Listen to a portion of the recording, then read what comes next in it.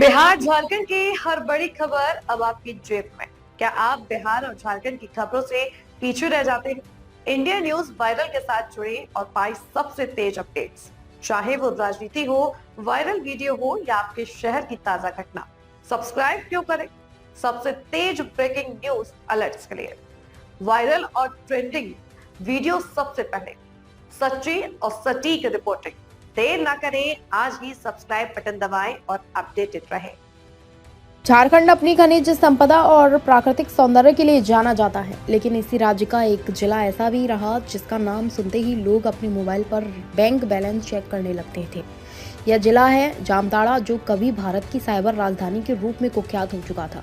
साल 2013 के आसपास झारखंड से साइबर ठगी की संगठित शुरुआत मानी जाती है और जामताड़ा इस अपराध का केंद्र बनकर उभरा। जिले के करमाताड़ इलाके से जुड़े दर्जनों युवाओं ने संगठित रूप से साइबर अपराध को अपनाया और इसके दम पर करोड़ों रुपए की ठगी की। जामताड़ा के साइबर अपराधियों ने आम लोगों के साथ मुख्यमंत्री, सांसद और बड़े अधिकारियों तक को निशाना बनाया। कभी समाज सुधारक ईश्वर चंद्र विद्यासागर की कर्मभूमि के रूप में पहचाने जाने वाला जामताड़ा धीरे धीरे देश भर में साइबर अपराध के गढ़ के रूप में बदनाम हो गया।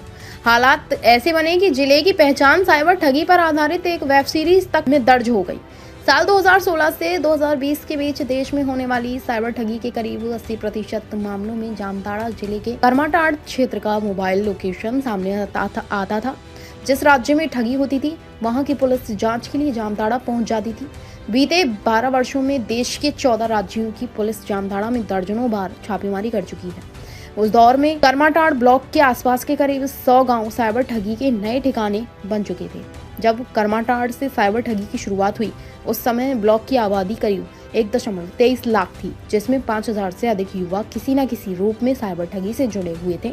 बढ़ते मामलों को देखते हुए वर्ष 2016 में झारखंड पुलिस ने जामताड़ा में साइबर थाना स्थापित किया।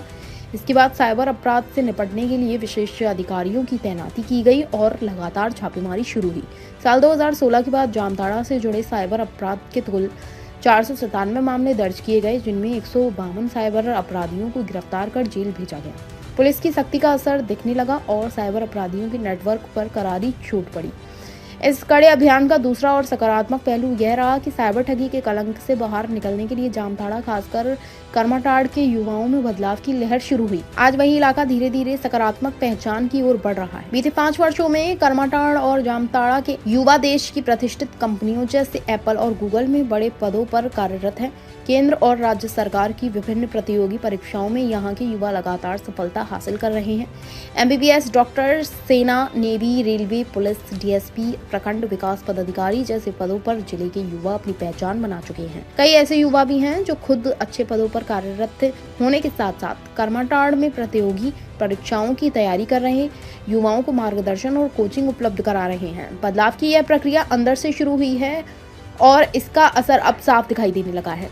करमाटाड़ के स्थायी निवासी और वर्तमान में गोड्डा के प्रखंड विकास पदाधिकारी विजय कुमार मंडल का कहना है कि पहले लोग विद्यासागर का नाम सुनकर डर जाते थे, लेकिन अब हालात काफी बदल चुके हैं। यहाँ के युवा बड़ी संख्या में अधिकारी बन रहे हैं और शिक्षा व खेल के क्षेत्र में भी जिले का नाम रोशन कर रहे हैं। गोड्डा के वीडियो हैं विजय कुमार मंडल, और ये विद्यासागर से इनकी जन्म स्थली कहिए और इनकी पैदाइश यहाँ हुई है, जहाँ का आज करमाटाड़ नाम सुनने के बाद थोड़ा सा गलत कहिए या अच्छा साउंड नहीं होता, लेकिन ये जब वीडियो बने हैं तो ये क्या कहना चाहेंगे, यहाँ क्या बदलाव हुआ है और आपको क्या क्या बाहर में भी सुनना पड़ता होगा या नहीं, बस अब संदेश क्या देना चाहेंगे? सबसे पहले आपका बहुत बहुत धन्यवाद कि आपने आप यहाँ पे आए और आपने जो है इतना गंभीर मुद्दा को यहाँ पे उठाया है। वाकई में विद्यासागर का नाम सुनते ही लोगों को थोड़ा सा डर तो पहले लगता था, लेकिन वर्तमान में परिदृश्य काफ़ी बदल चुके हैं। यहाँ से बहुत सारे लोग अफसर बने हैं, बहुत सारे लोग पुलिस में हैं, कुछ लोग DSP बने हैं। जैसे कि मेरा चयन 7वीं से 10वीं JPSC सिविल सर्विस परीक्षा में हुआ है, तो उस हिसाब से हम लोग अभी यहाँ का माहौल जो है काफ़ी बदल चुका है और यहाँ के जो लड़के लोग हैं, युवा लोग हैं, वो लोग अभी वर्तमान में काफ़ी अच्छा बहुत जगह पे अच्छा कर रहे हैं। कई विदेश में भी नौकरी कर रहे हैं। कुछ लोग एथलीट के क्षेत्र में बहुत अच्छा कर रहे हैं, शिक्षा के क्षेत्र में अच्छा कर रहे हैं, खेलकूद के क्षेत्र में अच्छा कर रहे हैं। तो उस हिसाब से यहाँ का परिदृश्य जो है काफ़ी बदला है और अब जो है यहाँ का माहौल जो है काफ़ी चेंज हो रहा है और यहाँ के लोग जो है वो साइबर से निकल कर दूसरे भी क्षेत्र में जो है वो करमाटाड़ निवासी और वर्तमान में छत्तीसगढ़ के बिलासपुर में स्टेशन मास्टर के पद पर कार्यरत प्रवीर मंडल का कहना है कि कर्मठाड़ में प्रतिभाओं की कोई कमी नहीं है, जरूरत सिर्फ सही दिशा और मार्गदर्शन की है। आज झारखंड ही नहीं, देश के हर कोने में यहाँ के युवा बड़े पदों पर कार्य कर रहे हैं। बिलासपुर छत्तीसगढ़ में सर बताया जाए, आपका जो क्षेत्र है कर्माटाड़, जहाँ आप यहाँ रहे हैं, एक छोटे से होके बड़े हुए यहाँ पर, तो क्या महसूस, मैंने पहले और अभी में क्या अंतर दिखता है सर, पहले जितना बताया जाए। बहुत बहुत धन्यवाद आपको। जैसे कि ये बात किसी से छुपा नहीं है कि कर्माटाड़ कुछ एक गलत मामलों के लिए ज़्यादा ही फेमस हो गया था कुछ।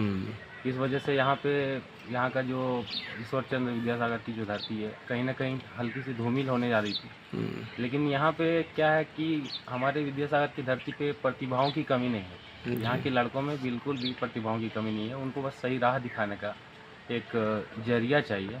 जैसे कि हम लोग ही यहाँ से बचपन से ही देखते आ रहे हैं कि हम लोग किस क्षेत्र से हैं, कैसे यहाँ पे डेवलपमेंट होता है, कितना लड़कों में है।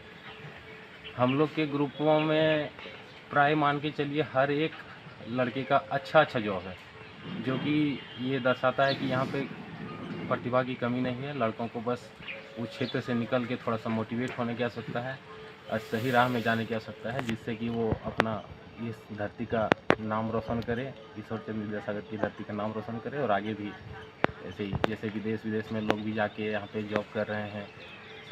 सारे लोग यहाँ पे ऐसा है कि कोई भी किसी भी क्षेत्र में हो, यहाँ का लड़का लोग उस क्षेत्र में आपको मिल जाएगा। ईश्वर चंद्र विद्यासागर की धरती ऐसा यहाँ का पावन भूमि है। वहीं जामताड़ा की पुलिस अधीक्षक राजकुमार मेहता का कहना है कि जामताड़ा पुलिस साइबर अपराध से निपटने के लिए दोहरी रणनीति पर काम कर रही है। पहली नीति साइबर अपराधियों के खिलाफ सख्त कार्रवाई की है, जबकि दूसरी नीति साइबर अपराध को रोकने के लिए जागरूकता फैलाने और सख्त संदेश देने की है। एसपी ने युवाओं से अपील की है कि जो लोग अभी भी साइबर अपराध में संलिप्त हैं, वे जल्द से जल्द इस रास्ते को छोड़कर मुख्यधारा में लौट आएं।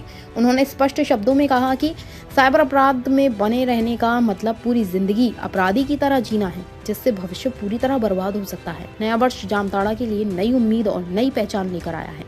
साइबर ठगी के दाग से बाहर निकलने की यह कोशिश अब जमीन पर दिखने लगी है और इस बदलाव के असली नायक जिले के वे युवा हैं जो अपराध नहीं बल्कि शिक्षा, मेहनत और ईमानदारी को अपना रास्ता बना रहे हैं। जामताड़ा पुलिस साइबर अपराध को रोकने के लिए 2 नीतियों पे काम लगातार कर रही है। पहली नीति है कि साइबर अपराधियों के खिलाफ कड़ी कार्रवाई करना, और दूसरा है कि साइबर अपराध से कैसे बचें, इस पर भी काम कर रहे हैं। साइबर अपराधियों को नकेल कसने के लिए लगातार जिन क्षेत्रों से मुझे सूचना प्राप्त होती है, चाहे वो मैनुअल प्राप्त होती है या टेक्निकली हमें प्राप्त होता है, उन जगहों पे हम लोग के द्वारा रेड करके संबंधित साइबर अपराधी को गिरफ्तार करके जेल भेजने का काम करते हैं। दूसरा है कि आम जनता और आम युवक जो खास करके जामताड़ा में है, जो कि साइबर अपराधियों के चंगुल में फंसते हैं या साइबर अपराधियों के बहकावे में आकर के साइबर अपराध करते हैं। मैं स्पष्ट करना चाहूँगा कि पूर्व में यदि आप कोई साइबर अपराध करते तो कोई एक आध केस में आप जेल में जाते थे, लेकिन आप गारंटी आप मान लीजिए कि यदि आप साइबर अपराध कर रहे हैं तो आप किसी एक केस में नहीं जाएंगे, कई राज्यों की पुलिस आपको रिमांड पर लेगा और साथ साथ में आपकी संपत्ति जो आप कमाए हैं उन संपत्तियों को भी हम लोग जब्त करने का कार्रवाई जो है अभी हम लोग का प्रारंभ हुआ है। अब गृह मंत्रालय भारत सरकार के साथ कोऑर्डिनेशन टीम जो है वो संपूर्ण जामताड़ा जिला के सभी साइबर अपराधियों को प्रोफाइलिंग कर रहे हैं और उन सभी साइबर अपराधियों को हम लोग जिन जिन जिलों में गिरफ्तारियां होंगी, जहां से भी पुलिस आएगा, हम लोग कोशिश कर रहे हैं कि राज्य के विभिन्न राज्यों से जो पुलिस आती है उनको काफ़ी सहयोग करके उनकी गिरफ्तारी सुनिश्चित करके संबंधित राज्य को भेजने का काम कर रहे हैं। मेरा आग्रह होगा कि आप अपने जीवन, आप अपने परिवार के जीवन, खास करके छोटे से लाभ के लिए बड़ी मुसीबत में आप अपने आप को डाल रहे हैं। अभी आपको यह सख्त ताकीद भी और चेतावनी भी है कि यदि आप ये कार्य कर रहे हैं तो आप जल्द से जल्द छोड़ें, मुख्य धारा में लौटें, अन्यथा फिर पूरे जीवन के लिए आप अपराधी के रूप में ट्रीट करते रहेंगे और आपको भारी नुकसान उठाना पड़ेगा। ये मेरी चेतावनी है। सर, नए जो युवा फिर से भी इसमें आते जा रहे हैं सर, उसके ना आए उसके लिए क्या रोकथाम और क्या जागरूकता आप लोग के द्वारा सर, मान लीजिए स्कूलिंग लेवल पर या कॉलेज लेवल पर, ताकि वो सीधे उन लोगों को संदेश जाए कि ये ना करना, ये एक तरह से अभिशाप है। देखिए, साइबर अपराध को रोकने के लिए और इसमें ना जुड़े, इस संदर्भ में डीसी महोदय के द्वारा भी और हम लोग के महोदय द्वारा भी हम लोग सभी स्कूल कॉलेजेस में भी हम लोग जाकर बच्चों को अवेयर कर रहे हैं और इनको बता रहे हैं कि साइबर अपराध यदि आप एक बार चार्जशीटेड हो जाएंगे तो भविष्य में किसी भी प्रकार की कोई नौकरी के लिए आप लायक नहीं रहेंगे और पूरे जीवन काल में जो है आप अपराध